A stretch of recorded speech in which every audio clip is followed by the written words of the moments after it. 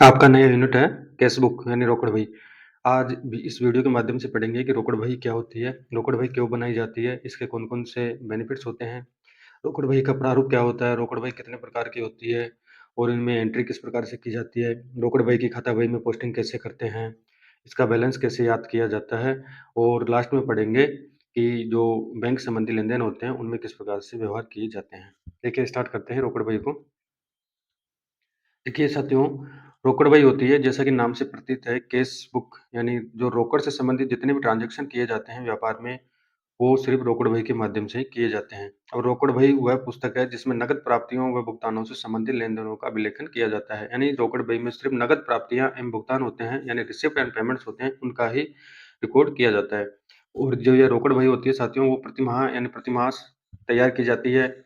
इसे अवधि विशेष में नकद अथवा बैंकस्थ रोकड़ के आरंभिक शेष से आरंभ किया जाता है। देखिए अभी प्रैक्टिकल से देखेंगे कि किस प्रकार से इसका प्रारूप बनाया जाता है और किस प्रकार से बैलेंस से स्टार्ट करते हैं। तो इसमें ये दे रखा है कि जो अवधि विशेष का शेष होता है, उसका जो बैंकस्थ रोकड़ होता है, उसके आरंभिक शेष से रोकड़ बही को प्रारंभ किया जाता है। अभी देखेंगे उसको। ये एक तरीके से लोकप्रिय पुस्तक होती है, पॉपुलर बुक होती है। इसे छोटे तथा बड़े व्यापारी, लाभकारी एवं गैर लाभकारी सभी संस्थाएँ बनाती है। यानी जो रोकड़ बही होती है आपकी, इसको जो छोटे या बड़े व्यापारी, लाभकारी तथा गैर लाभकारी दोनों संस्थाएँ इसको बनाती है। इसे मूल प्रविष्टि की पुस्तक एवं सहायक बही भी कहते हैं। देखिए, सहायक बहियों में पढ़ चुके थे कि आपकी जो सब्सिडरी बुक्स होती है 8 प्रकार की होती है, यानी purchase book, sales book, purchase return book, sales return book, cash book, proper journal, BR और बीपी 8 प्रकार की आपकी सहायक बहियाँ होती है, जिसमें से एक मुख्य रूप से आपकी कैश बुक भी होती है। अब कैश बुक एक थोड़ा पॉपुलर चैप्टर है, तो इसको एक सेपरेट वीडियो से पढ़ रहे हैं, तो इसे मूल प्रविष्टि की पुस्तक एवं सहायक बही भी कहते हैं। ठीक है, ये तो हो गई इसकी परिभाषा या मीनिंग। अब बात करेंगे रोकड़ बही के प्रकार यानी टाइप्स ऑफ कैश बुक। यानी देखिए साथियों, रोकड़ बही 4 प्रकार की होती है। एक तो होती है सिंगल कॉलम, एक 2 कॉलम, एक 3 कॉलम और एक होती है पेटी कैश बुक यानी रोकड़ बही। अब इनको वन बाय वन देखते हैं। यानी एक स्तंभीय रोकड़ बही क्या होती है, द्विस्तंभीय रोकड़ बही क्या होती है, त्रिस्तंभीय रोकड़ बही क्या होती है और पेटी कैश बुक क्या होती है। देखिए इनको वन बाय वन देखते हैं। एक स्तंभीय रोकड़ बही में एक कॉलम होता है, सिर्फ कैश का ही कॉलम होता है। किसका होता है? यानी एक स्तंभीय रोकड़ बही में सिर्फ कैश का ही कॉलम होता है, यानी डीआर में और सीआर में, यानी रिसिप्ट तो आपका डीआर रह जाएगा और सीआर आपका पेमेंट्स रह जाएगा।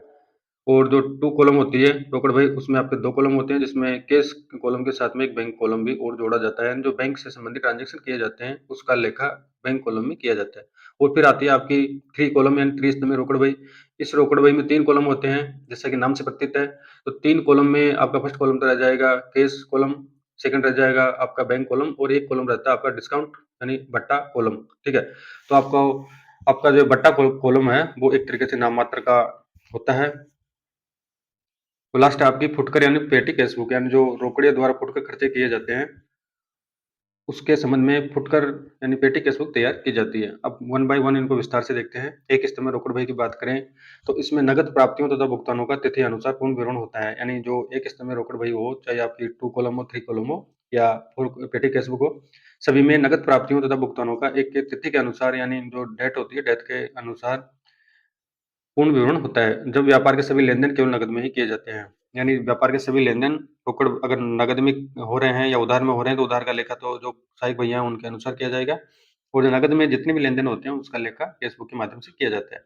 अब इनके प्रारूप की बात करें तो देखिए सबसे ऊपर तो प्रारूप में जो भी संस्था है उसका नाम आ जाएगा, जैसे एक्स-वाई-जेड लिमिटेड है। अब इसमें एक तरीके से 8 कॉलम होते हैं, डीआर में 4 कॉलम होते हैं और सीआर में 4 कॉलम होते हैं। तो डीआर बोले तो रिसिप्ट और सीआर बोले तो पेमेंट। तो डेट आ जाएगी आपकी, दिनांक आ जाएगी, पार्टिकुलर्स आ जाएगा, एलएफ आ जाएगा, अमाउंट आ जाएगा। इस तरीके से सीआर साइड की पेमेंट्स की बात करें तो डेट, पार्टिकुलर्स, एलएफ और अमाउंट आ जाएगा। ये आपके 4 कॉलम इसमें होते हैं। अब इसको एक-एक एग्जांपल के माध्यम से समझें। Recording of entries in the single column casebook and its balancing is illustrated by an example. Consider the following transaction of Mr. M.S. Rupa Traders. Observe how they are recorded in single column casebook. देखिए example दे रखा है। अब इसमें कह रखा है कि cash in hand तो आपका 30,000 रुपया है यानी 30,000 है। कैश रिसीव्ड फ्रॉम गुरमीत यानी गुरमीत से आपने नगद प्राप्त किया। ये आपको ध्यान रखना है, किससे प्राप्त किया, किसको भुगतान किया, वो विशेष रूप से ध्यान रखना है। तो आपने नगद गुरमीत से प्राप्त किया 12,000 रुपया। इंश्योरेंस पेड एनुअल इंस्टॉलमेंट, आपने प्रीमियम इंश्योरेंस के प्रीमियम का भुगतान किया यानी एनुअल इंस्टॉलमेंट है, वार्षिक की किस्त है 6,000 की। परचेड फर्नीचर, आपने फर्नीचर खरीदा 13,800 का। सोल्ड गुड्स फॉर कैश यानी नगद में आपने माल बेचा 28,000 का। Purchased goods from Mudit in cash यानी मुद्दत से नगद माल खरीदा 17,400 का। परचेज स्टेशनरी खरीदी आपने 1100 रुपये की, और cash paid to Rukmani in full settlement of account, यानी रुक्मणी को फुल सेटलमेंट करने के लिए 12,500 रुपये का भुगतान किया। अब इनको देख आगे और है, sold goods to Kamal for cash, यानी नगद माल बेचा कमल को 18,200 का। पेड मंथली रेंट, यानी आपने मंथली किराया चुकाया 2500 रुपये का। पेड सैलरी दी 3500 की, और डिपॉजिट इनटू बैंक, यानी बैंक में आपने 8,000 रुपये जमा करवाए। अब इसको रूपा ट्रेडर्स की केसबुक बनानी है। प्रारूप है इसका, परफॉर्मा ऊपर पढ़ चुके हैं, तो रूपा ट्रेडर्स नाम आ जाएगा, नीचे आ जाएगा केसबुक, ठीक है, रूपा ट्रेडर्स केसबुक। अब इसमें डीआर और सीआर दो पक्ष होते हैं। एक तो होता है आपका डीआर, तो होता है रिसिप्ट पक्ष, यानी प्राप्तियां, जो आपको प्राप्तियां होती है नगद में, उनका लेखा डीआर साइड में किया जाता है। तो जो नगद में आप भुगतान करते हैं, पेमेंट्स करते हैं, वो सीआर साइड में इसका लेखा किया जाता है। अब इसका प्रारूप है, डेट है, आपका रिसिप्ट है, पर्टिकुलर में जो आपका रिसिप्ट आ जाएगा, और उधर जो सीआर साइड है उसमें पेमेंट्स आ जाएगा। एलएफ अमाउंट, इसी तरीके से डेट पेमेंट्स, एलएफ और अमाउंट आ गया। अब इसकी बात करते हैं। सर्वप्रथम अभी पढ़ा था ऊपर की जो केसबुक होती है, उसको शुरुआत यानी बैंकस्थ रोकड़ के माध्यम से ही उसकी शुरुआत की जाती है, यानी ओपनिंग बैलेंस माने एक तरीके से ओपनिंग बैलेंस आपको क्वेश्चन में दिया जाता है, तो उसी ओपनिंग बैलेंस के माध्यम से आप उसको सोल्व करेंगे। अब इसको सीआर, क्योंकि केसबुक का जो बैलेंस होता है साथियों, वो डीआर होता है, यानी इसका बैलेंस हमेशा डीआर होता है। तो इसमें आपको 30,000 रुपये दे रखे कैश इन हैंड है ना, ठीक है। तो 1 नवंबर की आप एंट्री कर देंगे बैलेंस बीडी, यानी जो बैलेंस आप लेके आ रहे हैं, आपका पुराना बैलेंस है, तो balance BD, balance brought forward, तो बैलेंस बीडी कर देंगे 30,000 की, ठीक है। इसी तरीके से आपको 12,000 रुपया गुरमित से प्राप्त हुआ था। प्राप्तियों का लेखा आप डीआर साइड में करेंगे, या पेमेंट्स का लेखा आप सीआर साइड में करेंगे। तो गुरमित से 12,000 रुपये प्राप्त हुआ तो 12,000 लिख देंगे। आपने 28,000 रुपये की सेल्स की है, इसमें देख एग्जाम्पल में देख लेते हैं कि आपने 28,000 रुपये की sold goods for cash and, नगद में माल बेचा, तो प्राप्त आपको पैसा आ रहा है, नगद आ रहा है। सिर्फ नगद की बात कर रहे हैं यहाँ पे, नगद का लेन देन किया जाता है कैश बुक में। तो 28,000 रुपये का माल बेचा तो सेल्स आ जाएगी 28,000 की, और इस तरीके से 18,200 का आपने बिक्री किया, and sold sold goods to Kamal for cash, 18,200 आ गया, ठीक है। इनका टोटल कर लेंगे 28,200 आ गया। अब सीआर साइड की बात करें, पेमेंट्स की बात करें, यानी भुगतान कितना किया है नगद में, तो इंश्योरेंस का 400 रुपये चुकाया आपने। फर्नीचर आपने 13,800 का परचेज किया है। परचेज आपने 17,400 का किया है। स्टेशनरी आपने 1100 की है। रुक्मणी को आपने 12,500 रुपये फुल सेटलमेंट में चुकाए हैं। रेंट आपने 2500 दिया है। सैलरी आपने 3500 दी है। बैंक 8,000 रुपया है। बैंक में आपने 8,000 रुपये जमा करवाए हैं। तो देखिए साथियों, जो बैंक में राशि जमा कराते हैं वो सीआर साइड में आती है, विड्रॉल करते हैं वो डीआर साइड में आती है, क्योंकि बैंक में आप जमा कराएं तो आपकी कैश जा रहा है, इस तरह से भुगतान हो रहा है, तो ये सीआर साइड में आ जाएगी। अब आपका दोनों पक्षों का योग बराबर होना चाहिए, ठीक है। अब डीआर के पक्ष का योग आपका 88,200 आ गया, और अब सीआर पक्ष भी 88,200 आना चाहिए। तो जिस पक्ष का ज्यादा योग होता है उस पक्ष में से उसको माइनस कर लेते हैं। तो डीआर का ज्यादा है, सीआर का कम है, तो इसका बैलेंस आ जाएगा, बैलेंस शीट रह जाएगा 23,400 रुपया, कितना रह जाएगा 23,400 का। उसको नेक्स्ट मंथ में, यानी इसमें मंथ वाइज बनाई जाती है, जैसे एंड हो जाता है मंथ का, एक महीने का, तो तुरंत जो बैलेंस शीट होता है 23,400, उसको नेक्स्ट मंथ की फर्स्ट तारीख को बैलेंस बीडी कर देंगे 23,400 से, क्या कर देंगे 23,400 से। अब इसकी पोस्टिंग की बात करें, सिंगल कॉलम की जो केसबुक होती है उसकी पोस्टिंग किस प्रकार से खाता बही में की जाती है, जैसा कि सहायक बही में पढ़ चुके हैं, सेम नेम इसमें आएगा। अब books of Rupa traders Gurmit accounts की करेंगे। पहले गुरमित अकाउंट्स में लेजर में पोस्टिंग करेंगे। तो एंट्री क्या होगी, गुरमित से 12,000 रुपये प्राप्त हो रहे हैं, कितने हो रहे हैं 12,000 प्राप्त हो रहे थे, एंट्री हो जाएगी cash account debit to Gurmit account, क्या हो जाएगी cash account debit to Gurmit account. यहाँ पे गुरमित अकाउंट की कर रहे हैं, तो आपका कैश यहाँ पे एंट्री में डेबिट हो रहा था। आपको पता है कि जो आप लेजर में पोस्टिंग करते हैं तो विपरीत होता है, जिस खाते के संबंध में, जिस खाते की आप एंट्री कर रहे हैं उसका विपरीत पक्ष देखते हैं कि उस विपरीत पक्ष से एंट्री में अगर डेबिट हो रहा है तो उसको सीआर साइड में खताएंगे, अगर उस खाते का विपरीत पक्ष से सीआर हो रहा है तो उसको डेबिट साइड में उसकी पोस्टिंग करेंगे। तो यहाँ पे आपका जो गुरमित वाला अकाउंट है उसमें कैश वाली एंट्री डेबिट हो रही थी एंट्री में, तो इसको यहाँ पे पोस्टिंग करेंगे तो सीआर साइड में पोस्टिंग कर देंगे 12,000 की, ठीक है, समझ में आ गया। अब नेक्स्ट बात करें सेल्स अकाउंट की। तो सेल्स अकाउंट की एंट्री होती है cash account debit to sales account. अगर किसी वस्तु का बिक्री कर रहे हो आप नगद में, तो एंट्री हो जाएगी cash account debit to sales account. तो सेल्स अकाउंट बना रहे हैं, सेल्स अकाउंट में आप लेजर में पोस्टिंग कर रहे हैं, तो यहाँ पे आपका कैश डेबिट हो रहा है, तो यहाँ पे सीआर हो जाएगा, तो 28,000 और 18,200 रुपये आपको नगद में प्राप्त हुआ है। अब इंश्योरेंस की बात करें, तो आपने इंश्योरेंस पेड किया था, तो इंश्योरेंस पेड करने की एंट्री हो जाएगी insurance account debit to cash account, क्या हो जाएगी insurance account debit to cash account. तो यहाँ पे कैश एंट्री में सीआर हो रहा है, तो पोस्टिंग करेंगे तो डीआर हो जाएगा। इसी तरह फर्नीचर की बात करें, तो आपने जो फर्नीचर है वो क्या करा था, ऊपर देख लेते हैं। फर्नीचर आपने परचेज किया था, क्या किया था परचेज किया था। परचेज की एंट्री हो जाएगी furniture account debit to cash account, क्या हो जाएगी furniture account debit to cash account. तो वहाँ पे कैश सीआर हो रहा है तो लेजर में डीआर हो जाएगा। इस तरह के परचेज की बात करें, परचेज भी सेम आ जाएगा, एंट्री हो जाएगी purchase account debit to cash account 17,400 की। स्टेशनरी की बात करें, स्टेशनरी आपने खरीदी है तो stationery account debit to cash हो जाएगा, तो यहाँ पे कैश सीआर हो रहा था, एंट्री में तो लेजर में विपरीत कर देंगे एंड डीआर में इसकी पोस्टिंग कर देंगे। अब बात करें रुकमणी अकाउंट्स की, रुकमणी को आपने फुल सेटलमेंट में 12,500 भुगतान किया तो एंट्री होगी इसके Rukmani account debit to cash account, cash यहाँ पे सीआर हो रहा है तो लेजर में डीआर हो जाएगा। इस तरीके से रेंट की बात करें तो रेंट की भी सेम रह जाएगी, रेंट चुकाने पर एंट्री होती है rent account debit to cash account, तो कैश सीआर हो रहा है, एंट्री में तो लेजर पोस्टिंग में इसको विपरीत हो जाएगा यानी कैश डीआर में आ जाएगा। सैलरी भी सेम तरीके से आ जाएगी, बैंक अकाउंट भी सेम तरीके से आ जाएगा। आपने बैंक में जमा करवाया है पैसा तो bank account debit to cash account आ जाएगा, तो कैश सीआर हो रहा है तो यहाँ पे डेबिट हो जाएगा। ठीक है, आपको लेजर समझ में आ चुकी होगी, जैसा कि साइक भाई में पहले पढ़ चुके हैं वो वाला नियम सेम यहाँ पे अप्लाई होगा। अब नेक्स्ट बात करें, ऊपर बात कर चुके हैं फर्स्ट कॉलम की, यानी एक स्तंभ रोकड़ बही की। अब बात करेंगे द्वि स्तंभ रोकड़ बही टू कॉलम कैश बुक की। देखिए, अब इस रोकड़ बही की अभी बात कर चुके हैं कि इसमें दो खाने होते हैं, एक तो होता है कैश खाना, एक होता है बैंक खाना, यानी सिंगल में तो केवल कैश खाना होता है, जबकि द्विस्तंभ रोकड़ बही में एक बैंक खाना और ऐड किया जाता है, क्योंकि व्यापार में मुख्यतः सभी ट्रांजैक्शन ऑनलाइन माध्यम से, बैंकिंग माध्यम से किए जाते हैं। ठीक है, तो उस संबंध में बैंक खाना खोलना अनिवार्य होता है। तो बैंकिंग व्यापार होने के कारण बैंक में व्यापारी द्वारा चालू खाता खोला जाता है, यानी जो बैंकिंग व्यापार किया जाता है व्यापारी द्वारा, उसमें व्यापारी द्वारा चालू खाता खोला जाता है। आपको पता है कि खाते 4 प्रकार के होते हैं, एक तो होता है आपको सेविंग अकाउंट, एक करंट अकाउंट, एक रिकरिंग अकाउंट अकाउंट और आवर्ती जमा खाता, एक होता है फिक्स्ड डिपॉजिट अकाउंट यानी सावधि जमा खाता। तो व्यापारी द्वारा बैंक में चालू खाता खोला जाता है। अब चालू खाते की विशेषता ये होती है कि इसमें कितनी भी बार दिन में कितने भी ट्रांजैक्शन किए जा सकते हैं, ठीक है? और बैंक में इस पर किसी प्रकार का जो राशि जमा है, उस पर बैंक द्वारा व्यापारी को कोई ब्याज नहीं दिया जाता है और तथा शुल्क के रूप में राशि भी वसूल की जाती है सर्विस के बदले। बैंक से राशि जमा व निकासी पर व्यापारी द्वारा स्लिप पर्ची के माध्यम से पैसा निकाला और जमा किया जाता है। जो बैंक में आप राशि जमा करा रहे हैं, वो एक स्लिप भरी जाती है। आप सभी जानते हो बैंक में जाते हैं, किस प्रकार से बैंक से विड्रॉल करते हैं, विड्रॉल की पर्ची कौन-सी होती है और जमा की डिपॉजिट की पर्ची कौन-सी होती है और चेक से किस प्रकार से पैसे विड्रॉल करते हैं, आदि चीज़ें आप सभी जानते हैं। कई व्यवहार चेक के माध्यम से किए जाते हैं, यानी कई ट्रांज़ैक्शन होते हैं जो चेक के माध्यम से किए जाते हैं। आपने कोई वस्तु बेची, तो आपको जो देनदार है वो नकद ना देकर चेक के माध्यम से पेमेंट करता है, या आप किसी भी अन्य पक्षकार को नकद ना देकर चेक के माध्यम से उसका भुगतान करते हैं, तो सभी माध्यम के द्वारा चेक के माध्यम से ही कैशबुक में ट्रांज़ैक्शन किए जाते हैं नकद का। अब इसके प्रारूप की देखें तो प्रारूप स्वयं में कोई फ़र्क नहीं है, सिर्फ़ एक कॉलम एक्स्ट्रा रहेगा, इसमें डेट आ जाएगा, आपका रिसिप्ट आ जाएगा, एलएफ आ जाएगा, कैश और बैंक कॉलम आ जाएगा। इस तरीके से शेयर साइड की बात करें तो डेट, पेमेंट्स, एलएफ, कैश और बैंक आ जाएगा, 2 कॉलम आ जाएँगे। अब इसको एक एग्ज़ाम्पल से समझते हैं। कंसीडर द फॉलोइंग एग्जांपल, इसमें दे रखा है the following transaction related to MS mister tools India limited का आपको ये ट्रांजैक्शन दे रखा है। अब इसको आपको 2 कॉलम वाली बही में, यानी द्विस्तंभ में रोकड़ बही में इसको खताना है, सॉरी इसकी पोस्टिंग करनी है और किस प्रकार से इसकी एंट्री करेंगे, किस प्रकार से ट्रांजैक्शन करेंगे वो देखते हैं। आपको ये डेट दे रखी है, डेट आपको ध्यान में रखना है कि प्रति माह तैयार की जाती है रोकड़ बही हमेशा, ठीक है? ना कि वर्ष के अंत में, ऐसा इसमें कोई प्रावधान नहीं है, हमेशा प्रति माह तैयार की जाती है।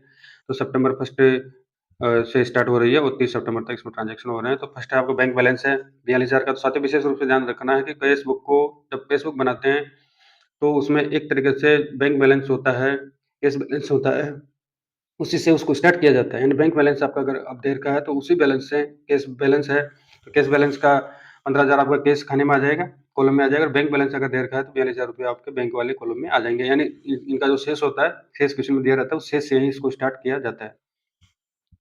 तो फर्स्ट बात करें तो बैंक बैलेंस आपका 42,000 का है, कैश बैलेंस आपका 15,000 का है, परचेज्ड गुड्स बाय चेक 12,000 से आपने किसी वस्तु को चेक से खरीदी है, sales of goods for cash 6,000 में आपने माल को बेचा है नकद में, purchased machinery by cheque, cheque से आपने मशीनरी खरीदी 5500 की, sold goods and received cheque deposit same day, यानी सेम डे आपने चेक प्राप्त हुआ है उसको बैंक में आपने लगा दिया या भुना दिया 45 रुपए का। परचेज गुड्स फ्रॉम, अगर सेम डे आपको चेक मिलता है, अगर आप सेम डे ही उसको बैंक में लगा देते हैं, भुना देते हैं, तो आपको एक तरह से कैश माना जाता है, कैश के माध्यम से एंट्री की जाती है। अगर आप अगले दिन उसको बैंक में डिपॉजिट करते हैं तो चेक के माध्यम से एंट्री मानी जाती है। परचेज्ड गुड्स फ्रॉम मोरिल्ला इन कैश, यानी जो ये व्यक्ति है इससे 17,400 रुपए का आपने नगद माल खरीदा। Purchase stationery by cheque, cheque से आपने 1100 रुपए की स्टेशनरी खरीदी। Cheque given to Rohit, Rohit को आपने चेक दिया 1500 का। Cash with withdrawal from bank, bank से आपने 10,000 रुपए विड्रॉल किए या आहरण किए। रेंट पेड बाय चेक, यानी आपने जो किराया चुकाया है व्यापार का वो चेक से चुकाया किसी व्यक्ति को, और पेड सैलरी आपने सैलरी 3500 की दी। ठीक है, अब इनको टू स्तंभीय यानी जो टू कॉलम रोकड़ बही होती है उसमें इनको लिखना है, यानी जो ये खाते हैं इनको किस प्रकार से लिखेंगे, किस प्रकार से इनकी एंट्री होगी, किस प्रकार से बैलेंस आएगा, किस प्रकार से जो प्रारंभिक बैलेंस है उसको कैसे लिखेंगे वो देखते हैं। The double column cash book based upon avoid business transaction will prepare as follows. ठीक है, अब आपको तैयार करना है, यानी कैश बुक तैयार करनी है आपको। 2 कॉलम वाले। तो जो प्रारूप के बारे में पढ़ चुके हैं कि इसमें 2 पक्ष होते हैं, एक तो डीआर होता है, सीआर होता है। डीआर बोले तो रिसिप्ट एंड सीआर कहें तो पेमेंट्स एंड भुगतान। तो डीआर साइड की बात करें तो सबसे पहले जब आप केस बुक स्टार्ट करते हैं, चाहे आपकी सिंगल कॉलम वाली हो, 2 कॉलम की हो, 3 कॉलम की हो, जो भी स्थिति है, अगर आपका जो केस है, केस वाले खाने में आपको बैलेंस दिया रहता है पिछले वर्ष का, यानी पिछले वर्ष का बैलेंस या नगद रोकड़ या बैंक का जो शेष है, बैंकस्थ रोकड़, जितना भी बैलेंस होता है, शेष होता है, वो क्वेश्चन में दिया रहता है। तो सर्वप्रथम केस बुक बनाने से पहले, केस बुक को स्टार्ट करने से पहले जो बैलेंस है, पुराना आपका वो बैलेंस सर्वप्रथम लिखा जाएगा। उसके पश्चात जो जितने भी ट्रांजेक्शन है, वो ट्रांजेक्शन किए जाएंगे। तो बैलेंस बीडी के रूप में लिखेंगे, जो पुराना बैलेंस है उसको डीआर साइड में लिखते हैं, हमेशा किस साइड लिखते हैं, डीआर साइड लिखते हैं, तो बैलेंस बीडी के रूप में लिखते हैं। केस का आपका 15,000 का है, इसी तरीके से बैंक का आपका 42,000 रुपए का केस है, ठीक है। यहाँ से आपको शुरुआत करनी पड़ेगी। अब बात करें सेल्स की, तो आपने 6,000 रुपए का नगद विक्रय किया था, 6,000 का नगद विक्रय किया था ना, तो सेल्स में आ जाएगी, तो नगद विक्रय की एंट्री जो हो जाती है cash account debit to sales account, ठीक है। तो सेल्स अकाउंट आपको पैसा प्राप्त हो रहा है, प्राप्तियों को तो आप लिखेंगे डीआर साइड में, और जो भुगतान कर रहे हैं नगद में या बैंक के माध्यम से, क्योंकि 2 कॉलम वाली केस बुक है, तो उसको शेयर साइड में लिखेंगे भुगतानों को, और प्राप्तियों को डीआर साइड में लिखेंगे। तो आपने सेल्स किया है 6,000 का, तो आपको नगद प्राप्त हो रहे हैं 6,000, तो 6,000 रुपए केस वाले कॉलम में लिख देंगे। इस तरह से सेल्स आपने 45 को किया है, चेक के माध्यम से आपको राशि प्राप्त हुई है, ऊपर देख लेते हैं, इसमें कह रखा है कि sold goods and received cheque deposit same day, 45 रुपए का, ठीक है। तो चेक से राशि प्राप्त हुई है, तो बैंक वाला कॉलम आ जाएगा, क्या आ जाएगा, 45 रुपया। अब इसमें बैंक एक सी है, 10,000 रुपये दे रखा है। और इसको मैं बताता हूँ कि सी का मतलब क्या होता है। देखिए सर, सी का मतलब होता है कॉन्ट्रा एंट्री, यानी कॉन्ट्रा एंट्री। इसका मतलब यह है, इसका मीनिंग ये होता है कि माना कि जो बैंक से संबंधित ट्रांजेक्शन किए जाते हैं, यानी आपने कोई राशि बैंक में जमा करवाई, ठीक है, और कोई राशि आपने बैंक से विड्रॉल की, तो इसमें दोनों खाते प्रभावित होते हैं, यानी कैश खाता भी प्रभावित होगा और आपका बैंक खाता भी प्रभावित होगा। तो इस संबंध में आपको रिसिप्ट भी प्राप्त हो रही है, और एक तरीके से पेमेंट्स भी हो रहा है। तो इस संबंध में एक इनको प्रभाव को समाप्त करने हैं, तो आपको दोनों साइड में राशि लिखनी होती है, यानी सीआर में भी लिखेंगे और डीआर में राशि को लिखेंगे, और उसके सामने आप सी लिख देंगे। सी का इंटीग्रेटेड मतलब होता है कि कॉन्ट्रा एंट्री, यानी विपरीत प्रविष्टि के माध्यम से इन शेषों को ध्यान में रखा जाता है। तो आपने अब इसमें ये कह रखा है कि 10,000 के देखते हैं, इसमें 10,000 में क्या करेंगे, कैश विड्रॉन फ्रॉम बैंक, यानी कि आपने बैंक से पैसा निकाला, तो पैसा निकालने की एंट्री हो जाएगी आपकी cash account debit to bank account, है दोनों खाते प्रभावित हो रहे हैं यहाँ पे। अगर जमा करवाएंगे तो bank account debit to cash account हो जाएगा, तो दोनों साइड में इसकी एंट्री होगी। तो 10,000 रुपये आपका कैश साइड में आ गया, आपने 10,000 रुपये बैंक से विड्रॉल किए हैं, तो पैसा आपको प्राप्त हो रहा है, तो बैंक लिख देंगे, बैंक को सी लगा देंगे, जो आपका एलएफ है उसमें सी लिख देंगे, और 10,000 रुपये से एंट्री कर देंगे। अब सीआर साइड की बात करें, फिर देख लेंगे टोटल का, तो इनका टोटल देख लेते हैं।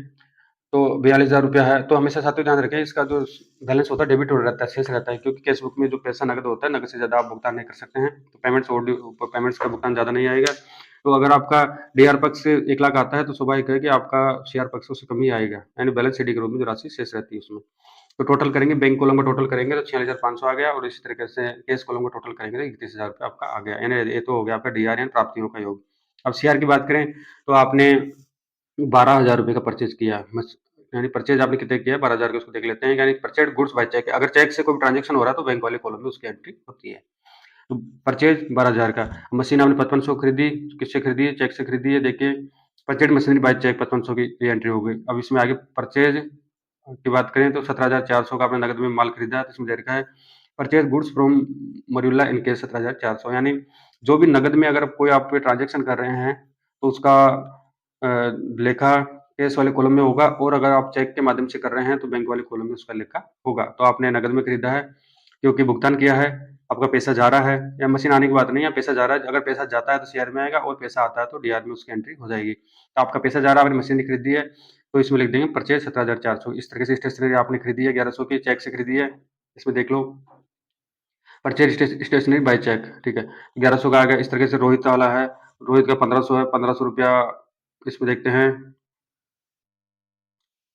कि cheque given to Rohit, cheque भुगतान के लिए आपने रोहित को चेक दिया, तो 1500 को चेक की एंट्री हो जाएगी। इस तरीके से फिर आता है आपका केस। अब इसमें साथियों विशेष रूप से आपको ध्यान रखना है कि जो कैश वाली एंट्री होती है, अगर आप बैंक में पैसा डिपॉजिट करवाते हैं या बैंक से विड्रॉल करते हैं, तो उस संबंध में अगर आप पैसा जमा करवाएंगे तो एंट्री हो जाएगी bank account debit to cash account, अगर विड्रॉल करते हैं तो cash account debit to bank account हो जाएगा, ठीक है। अब इसमें दोनों खाते प्रभावित होते हैं, तो इस संबंध में कॉन्ट्रा एंट्री की जाती है, यानी उसके सामने सी लिखा जाता है। तो यहाँ पे बैंक वाले जो बैंक था आपका, ठीक है, तो बैंक वाले में आपने 10,000 रुपये कैश साइड में लिख दिया। इस तरीके से अब आप यहाँ पे सीआर साइड में विपरीत करेंगे, क्योंकि अपने पैसा विथड्रॉल करेंगे या डिपॉजिट करेंगे, उसका प्रभाव खत्म करनी है तो कॉन्ट्रा एंट्री की जाती है। तो कैश अकाउंट लिख देंगे सीआर साइड में, उसके सामने सी लगा देंगे और 10,000 रुपये की एंट्री यहाँ पे हो जाएगी। अगर बैंक से संबंधित लेन देन राशि विथड्रॉल कर रहे हैं या डिपॉजिट कर रहे हैं तो उस संबंध में कॉन्ट्रा एंट्री होती है दोनों पक्षों में। 10,000 की आ गई।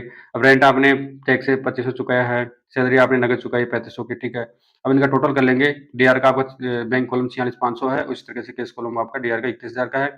तो सीआर में इनका टोटल करेंगे तो जो बैलेंस आता है, यानी दोनों पक्षों में बराबर होना चाहिए, 31,000 और 46,500। तो बैलेंस रह गया, बैलेंसिंग फिगर है आपका, जो बैलेंस सीडी है, यानी जो शेष रहता है उसको बैलेंस सीडी के रूप में लिखते हैं। तो बैंक आपका कैश वाला कॉलम वो 10,100 रुपये का शेष दर्शाएगा और इस तरीके से बैंक वाला कॉलम आपका 13,900 का शेष दर्शाएगा। अब आपने 30 सितंबर तक आपने ये ट्रांजेक्शन किए। अब जो नेक्स्ट मंथ आपका स्टार्ट होगा 1 अक्टूबर से, तो आपका 1 अक्टूबर का बैलेंस यानी बैलेंस बीडी के रूप में 10,100 और 13,900 रुपया रह जाएगा। यानी ये 15,000 और 42,000 रुपये आए हैं ना, तो ये 31 अगस्त का शेष है, यानी 1 सितंबर का शेष ये दे रखा है। इस तरीके से नेक्स्ट मंथ में बनाएंगे, नवंबर में, दिसंबर में, जैसे कंटिन्यू चलती रहेगी तो प्रतिमाह ये तैयार की जाती है। अब नेक्स्ट बात करें त्रिस्तंभीय रोकड़ बही की। ऊपर बात कर चुके हैं कि एक स्तंभीय या सिंगल कॉलम में किस प्रकार से व्यवहार किए जाते हैं और टू कॉलम में किस प्रकार से रोकड़ बही में बैंक कॉलम तथा कैश बुक में ट्रांजेक्शन किए जाते हैं, वो पढ़ चुके हैं। अब पढ़ेंगे त्रिस्तंभीय रोकड़ बही यानी 3 कॉलम कैश बुक। देखिए इसमें 3 कॉलम होते हैं जैसा कि नाम से प्रतीत है। इसमें एक तो होता है आपका बैंक खाना यानी कैश कॉलम, एक होता है नगद खाना, सॉरी एक होता है बैंक खाना यानी बैंक कॉलम, एक होता है आपका नगद खाना कैश खाना, और एक होता है डिस्काउंट यानी बट्टा खाना। यानी 3 प्रकार के इसमें कॉलम होते हैं, एक बैंक खाना, नगद खाना और डिस्काउंट खाना। अब इसको देखें, इस त्रिस्तंभीय रोकड़ बही बैंक खाना बैंक खाते का काम करता है, नगद खाना रोकड़ खाते का काम करता है, तो डिस्काउंट एंड बट्टा खाना केवल स्मरण मात्र के लिए बनाया जाता है। देखिए जो आपके ऊपर दो खाने होते हैं, तो बैंक खाना होता है, तो बैंक खाना तो एक रूप से बैंक खाते का काम करता था, नगद खाना एक रोकड़ खाते यानी कैश अकाउंट का काम करता है, जबकि डिस्काउंट खाना है वो किसी का काम नहीं करता है, किसी भी खाते का काम नहीं करता है, वह केवल स्मरण मात्र के लिए बनाया जाता है, ठीक है। और जो बट्टा खाता है वो अलग से खोला जाता है, यानी जो पोस्टिंग करेंगे आप लेजर में तो उस संबंध में डिस्काउंट अकाउंट अलग से खोला जाएगा। अब इसके रूल देख लेते हैं। देखिए इंपॉर्टेंट है, क्या क्या रूल इसके।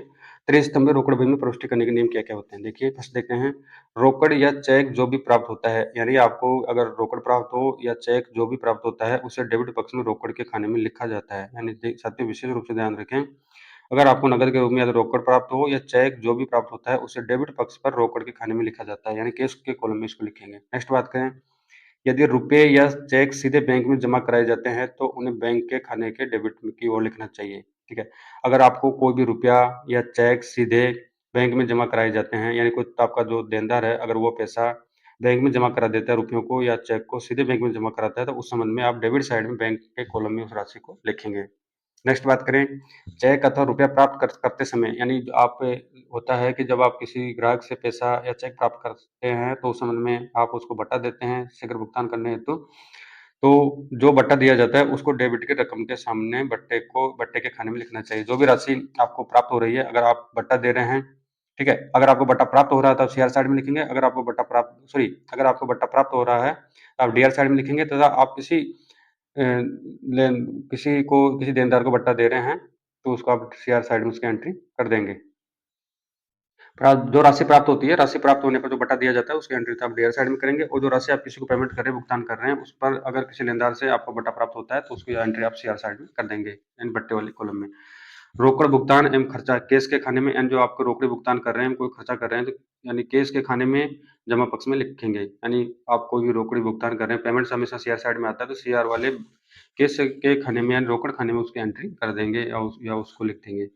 जब व्यापारी किसी लेनदार या किसी खर्चे का चेक से भुगतान करता है, साथियों इसमें ध्यान रखिए कि जो कोई भी व्यापारी होता है, अगर वो किसी लेनदार या किसी खर्चे का चेक से भुगतान करता है, यानी जो लेनदार होते हैं उनको या तो पेमेंट चुकाएगा या किसी खर्चे का भुगतान चेक के माध्यम से करता है, तो इसे रोकड़ बही के बैंक खाने के क्रेडिट पक्ष में, यानी जो रोकड़ बही का आपका बैंक कॉलम होता है उसके क्रेडिट पक्ष यानी सीआर पक्ष में, पेमेंट से वाला जो साइड होता है उसके सीआर पक्ष में उसको लिखेंगे।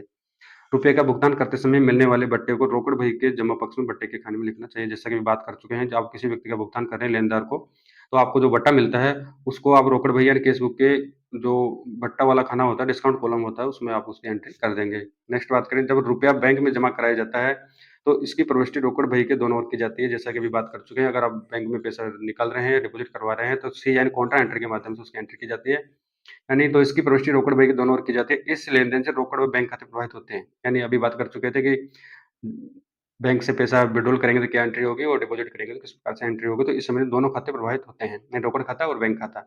इसे रोकड़ के खाने में जमा पक्ष में तथा बैंक खाने में डेबिट में बताया जाता है। जैसा कि इसे रोकड़ खाने के जमा पक्ष में तथा बैंक खाने के नाम एंड डेबिट में बताया जाता है। रोकड़ बही के दोनों पक्षों में लेखा होने के कारण इसे विपरीत प्रविष्टि यानी कॉन्ट्रा एंट्रीज भी कहते हैं।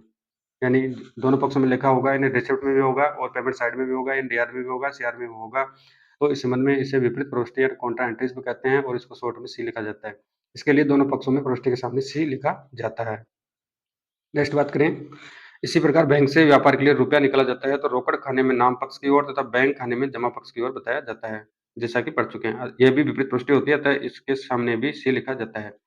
यानी आप अगर बैंक से रुपया विड्रॉल कर रहे हैं तो एंट्री हो जाएगी आपकी cash account debit to bank account. अगर जमा करवा रहे हैं तो एंट्री हो जाएगी आपकी bank account debit to cash account. ठीक है, विपरीत एंट्री होती है, जमा की अलग होती है और विड्रॉल की अलग होती है। तो अगर आप बैंक से रुपया विड्रॉल कर रहे हैं तो रोकड़ खाना यानी जो आपका कैश कॉलम होता है उसमें डेबिट साइड में लिखेंगे, तब बैंक खाने में सीआर पक्ष की ओर इसको लिखा जाता है। ये भी विपरीत प्रविष्टि होती है, अतः इनके सामने भी सी लिखा जाता है। ठीक है, अब इसमें नेक्स्ट बात करें खतौनी की विधि की। सेम विधि रहती है, इसमें ज़्यादा बताने की आवश्यकता नहीं है। जिस प्रकार से सहायक बहियों में करते हैं और अभी सिंगल कॉलम में की है, वो सेम प्रकार से खतौनी हो जाएगी। यानी रोकड़ एवं बैंक खाते में खतौनी नहीं की जाती है, क्योंकि रोकड़ बही रोकड़ तथा बैंक खाते का काम कर देता है तथा इन दोनों का शेष सीधे तलपट में बताया जाता है। देखिए, इसमें आपको विशेष रूप से साथ में ध्यान रखना है कि आपका जो रोकड़ और बैंक खाते में जो खतौनी नहीं की जाती, क्यों नहीं की जाती? क्योंकि जो रोकड़ बही होती है आपकी, वो एक तरीके से रोकड़ खाते का काम करती है, जैसे कि ऊपर पढ़ चुके हैं, तथा जो बैंक कॉलम होता है, वो एक तरीके से आपका बैंक खाते का काम कर देता है और इसकी पोस्टिंग करने की कोई आवश्यकता नहीं होती है। तो इन दोनों का जो शेष होता है, वो शेष को डायरेक्टली तलपट में ट्रांसफर कर दिया जाता है, तलपट में उसको उसका लेखा कर दिया जाता है। विपरीत लेखों की खाता बही में खतौनी करने की आवश्यकता नहीं है, क्योंकि इनकी दोहरी प्रविष्टि रोकड़ बही में पूरी हो जाती है। जो विपरीत प्रविष्टि होती है आपकी कॉन्ट्रा एंट्री सी लिखते हैं, उसमें खतौनी करने की आवश्यकता नहीं होती है। 3 कॉलम की बात कर रहे हैं यहाँ पे सिर्फ, क्योंकि इनकी दोहरी प्रविष्टि रोकड़ बही में पूरी हो जाती है। जैसा कि आप सी लिखते हैं तो उसका प्रभाव खत्म हो जाता है इस कॉन्ट्रा एंट्री के माध्यम से। अन्य खाते साधारण रोकड़ बही की तरह खताए जाते हैं और जो इसके अलावा 2 खाते होते हैं, कैश या बैंक, यानी कैश अकाउंट यानी कैश वाला कॉलम जितनी राशि है और बैंक वाले कॉलम जितनी राशि है, उनकी खतौनी नहीं की जाती, उनके शेष को डायरेक्ट सीधे ट्रायल बैलेंस में ट्रांसफर किया जाता है। तथा जो विपरीत प्रविष्टि के वाले खाते होते हैं, यानी विड्रॉल का और डिपॉजिट का बैंक के माध्यम से जो ट्रांजेक्शन होते हैं, उनकी दोहरी प्रविष्टि हो जाती है, इसीलिए इनकी खाता बही में खतौनी करने की आवश्यकता नहीं होती है। तो विशेष ध्यान रखें, बैंक वाला कॉलम में जो बैंक से संबंधित ट्रांजेक्शन है और केस वाले कॉलम में जो केस से संबंधित ट्रांजेक्शन है, उनकी खतौनी करने की आवश्यकता नहीं होती है, क्योंकि वो ऑलरेडी खाते का काम कर चुके हैं और उनका बैलेंस सीधे ही ट्रायल बैलेंस में ट्रांसफर कर दिया जाता है। और नेक्स्ट बात करें, बट्टा खाता खाता बही में खुलेगा, जिसे रोकड़ बही के बट्टे खानों का योग दोनों तरफ लिखा जाएगा। जो आपका बट्टा खाता है केस बुक में, तो उसके किसी प्रकार से कोई योग नहीं किया जाता, लेकिन उसका एक सेपरेट अकाउंट खोला जाता है डिस्काउंट अकाउंट का। तो एक लेजर के माध्यम से उसको ओपन किया जाएगा और उसकी लेजर में पोस्टिंग कर दी जाएगी, जिससे रोकड़ बही के बट्टे खानों का योग दोनों तरफ लिखा जाएगा। अब इसको एक एग्जांपल से समझें। निम्नलिखित लेनदेनों को 3 खाने वाली रोकड़ बही में लिखिए। एंट्री कॉलम बही आपको तैयार करनी है। रोकड़ से व्यापार आरंभ किया 50,000 से, बैंक में जमा कराई 40,000, रोकड़ी क्रय आपने 4,000 का किया, फर्नीचर खरीदा 1,000 का, माल बेचा तथा चेक द्वारा भुगतान किया गया 1,200 का। रमन ब्रदर्स को 400 रुपये सॉरी 4,000 का माल बेचा, उन्होंने उन्होंने रोकड़ी 39 रुपये दिया और 100 रुपये बट्टा दिया। यानी रमन ब्रदर्स को तो आपने माल बेच दिया कितने का, 4,000 का, लेकिन 39 रुपये प्राप्त हुए और 100 रुपये का आपने बट्टा दे दिया। नेक्स्ट है, एक तिजोरी खरीदी और चेक द्वारा भुगतान किया 1600 का, इसको चेक द्वारा चुकाया 800 का। बैंक से कार्यालय खर्च के लिए निकाली, कितने निकाले 4,000, रोकड़ी बिक्री किया आपने 4,000 का। नेक्स्ट है, राम से 3,000 रुपये का माल खरीदा और चेक द्वारा 6% बट्टा काटकर भुगतान किया है। 3,000 रुपये का माल खरीदा और चेक द्वारा 6% बट्टा आपने काटा है, यानी भुगतान किया है, तो ये शेयर साइड में आ जाएगा। तो 6% 180 रुपया हो गया। ठीक है, निजी बैंक से निजी प्रयोग के लिए निकाले, आपने विड्रॉल किया, निजी प्रयोग है तो 600 रुपया, किराया चुकाया 900 का और वेतन चेक द्वारा चुकाया 400 रुपये का। अब इसको 3 कॉलम वाली बही में इसकी इस व्यवहार को देखते हैं किस प्रकार से यहाँ पे एंट्री होगी। ऊपर लिख देंगे 3 कॉलम कैश बुक में फॉर द मंथ ऑफ सितंबर 2003, यानी जो भी इसमें नाम आ जाएगा जो फर्म है उसका ऊपर, और जो नीचे डेट आ जाएगी। अब इसमें जो कॉलम में ऊपर प्रारूप परफॉर्मा देख चुके हैं, लेकिन इसमें एक एक्स्ट्रा कॉलम डिस्काउंट और आ जाएगा, तो डेट आ जाएगा, पर्टिकुलर आ जाएगा, एलएफ आ जाएगा, अमाउंट में डिस्काउंट, कैश बैंक आ जाएगा, डीआर साइड में इस तरह से, सीआर साइड में सेम आ जाएगा। बात करें टू कैपिटल काउंट की, ठीक है, इसमें जो सेम जैसे डीआर में अन्य खातों में पहले पढ़ चुके हैं कि 2 लिखते हैं, जबकि सीआर साइड में बाय लिखते हैं। क्या लिखते हैं? डीआर साइड में 2 लिखेंगे, फिर जो अकाउंट है समुद्र अकाउंट लिख देंगे डेबिट साइड में, और सीआर साइड में लिखेंगे, एंट्री करेंगे या उसको खाता बनाएंगे, खाता खोलेंगे खाता बही में, तो उसकी एंट्री हो जाएगी शेयर साइड की बाई लिख देंगे और जो संबंधित खाता है, खाते का नाम आ जाएगा।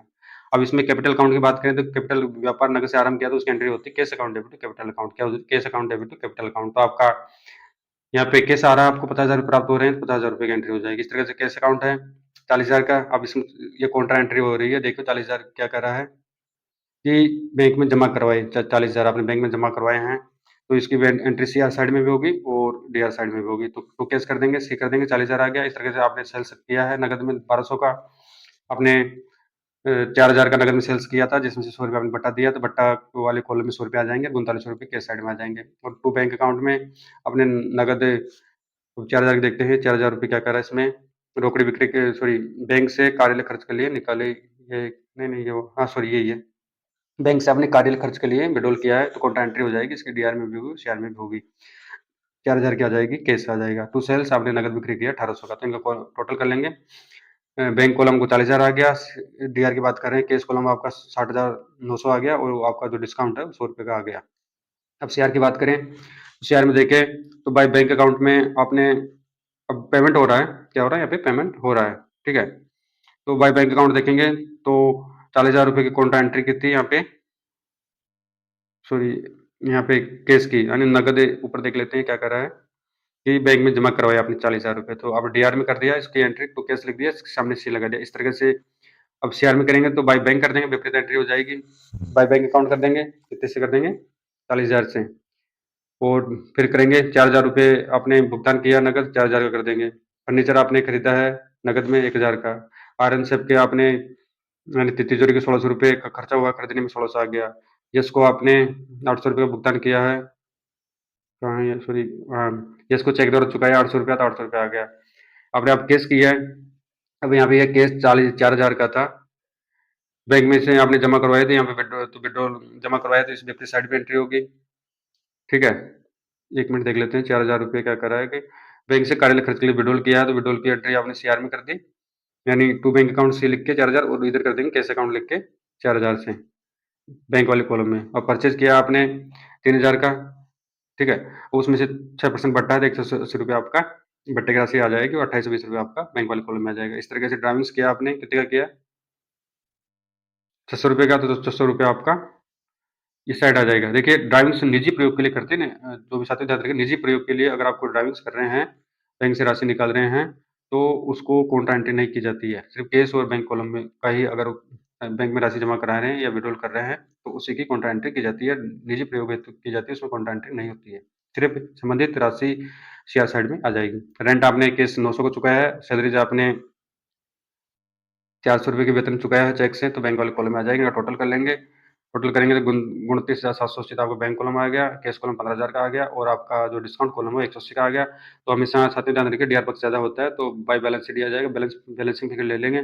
शेयर पक्ष का कम है तो 15,000 तो आपका कैश कॉलम का रह गया और 29,780 आपका बैंक कॉलम का रह गया और 180 रुपये आपका डिस्काउंट का है, तो डिस्काउंट का योग करते हैं और इनका सेपरेट रूप से एक खाता बही में इनका खाता ओपन करते हैं। तो आपका जो बैलेंस है यानी 30 सितंबर को 15,000 और 29,780 आ गया। तो नेक्स्ट मंथ जब आपका अक्टूबर स्टार्ट होगा, फर्स्ट अक्टूबर को आपका बैलेंस बीडी रह जाएगा 15,000, तो कैश वाले कॉलम में आ जाएगा डीआर साइड में।